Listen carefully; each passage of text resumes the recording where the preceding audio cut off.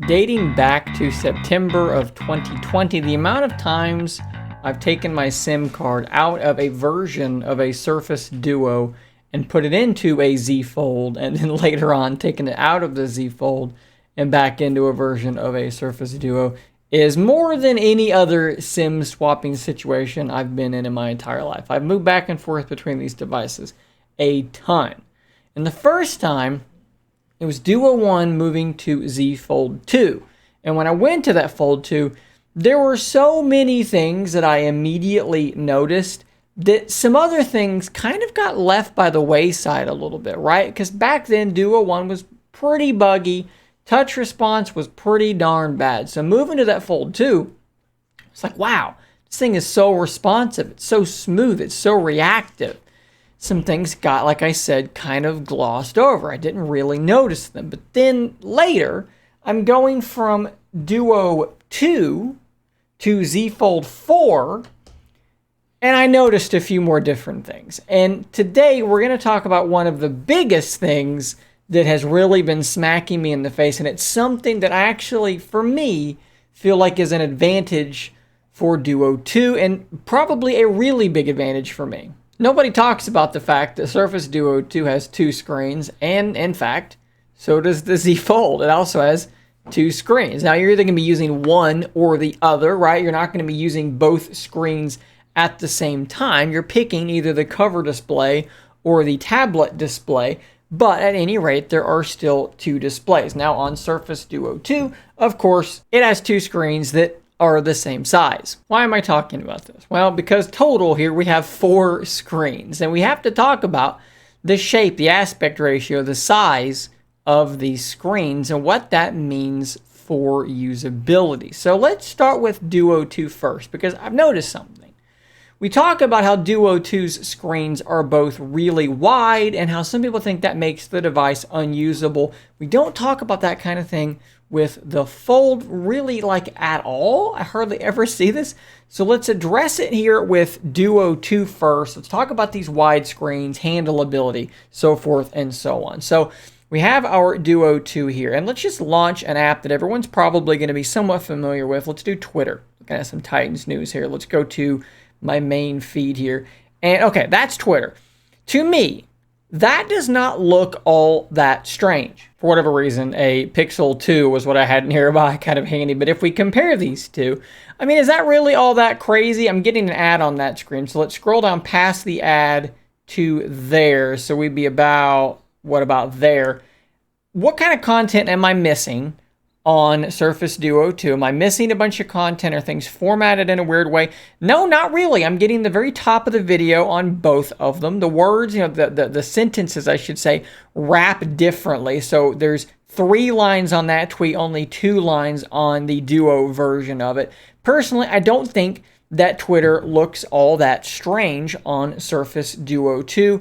And I think that, there are some apps where it does look a little bit on the strange side. Like, let's do something like Instagram where, the pictures are really, really big. Now, for me, I don't really use Instagram all that much. But yeah, if this is an app that you use a ton, that might be a problem, right? You can't see the caption. You can only see the picture or the video itself. But by and large, most applications that I use, I don't think look overly weird on Surface Duo or Duo 2. Okay, but what about in terms of like one-handing this thing, right? When you're in book mode, you are going to be naturally just using both hands. That's just how that works. But you can fold it around into phone mode. Is this thing one-handable? I mean, no, not really. I don't have big hands, but I can barely reach over to that application there. I'd have to fully switch my grip to get to the notification shape. But I do think that's actually true of a lot of phones, but it's definitely worth noting here. Then you also have the fact that it's probably in your pocket closed. So if you want to quickly pull it out and use it, you got to pull it out of your pocket, open it up, and then maybe put it in phone mode. And now it's even still not a great one-handed experience. But I will say that for me, call me crazy, but I actually like the wider screen on Duo than a normal smartphone screen. I can reach over to this corner, but I'm missing half of the display here one-handed, at least with my hand. With Duo 2, it's less than one half of the screen, right? Like I'm getting a bit a bit more than half the screen. So it's really not any worse. And I like the way that text formats here. I like the fact that this tweet is shorter. It wraps better. I just prefer this. Maybe I'm just used to it at this point, but that is my preference. And this is kind of how Duo and Duo 2 look. Now let's kind of switch gears and move to the Z Fold. And let's unlock it. And you're going to see here that the cover display is very narrow and very tall. I can get to about half of that display as well. If we go into Twitter and we do the same sort of test, you'll see here that, again, I'm getting, let's scroll down to that tweet there just as before. Okay, so now I'm getting all of this tweet. So the Pixel cut it off about there, Duo cut it off about there. So in reality, we're gaining what, about that much more screen real estate on this cover display because it is so tall and narrow. But I will tell you, in my mind, this is a display that is fine for quickly scrolling through social media, right? It's probably fine for looking at Instagram, although the pictures are going to be kind of on the small side.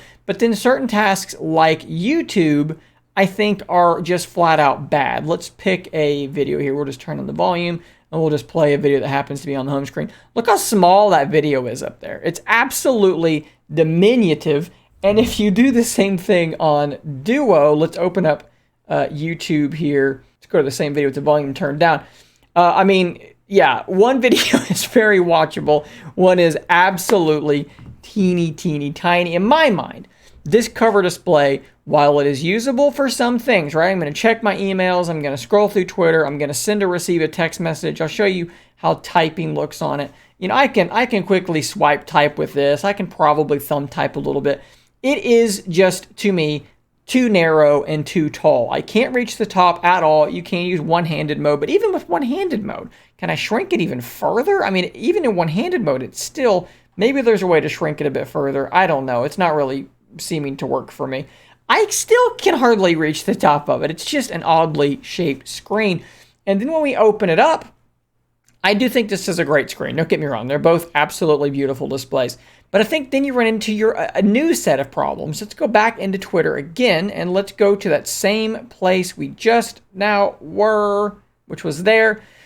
In terms of stuff that you're getting on screen, it's about the same as Surface Duo. You're getting about the same amount of video content there. If anything now, it's super duper wide. Twitter just doesn't make good use of this display. Now, if it was doing something really smart and cool, like opening up the desktop-looking version of Twitter with a bar over here and some, whatever, like the web app, which is what I would actually suggest maybe you use on this device, that would be better. But Android apps, by and large, just don't do that well on this screen. You can see here I've actually got this cropping into it because if it's full screen, you kind of have the same deal as Duo where you just get a gigantic image and nothing else visible, no caption visible. You still kind of run into that problem. So it's much bigger, but you're not actually seeing any more content most of the time than you are on Duo. Let's open back up YouTube. Obviously, YouTube is great. It's gigantic, and that's really, really good. But I would be remiss if I didn't point out a big problem here too. So we've got a great big YouTube video. Great. Well, let's open up the same YouTube video here. And it's, look, it's bigger on the Fold, right? I'm not going to argue with that. Obviously, that is a bigger,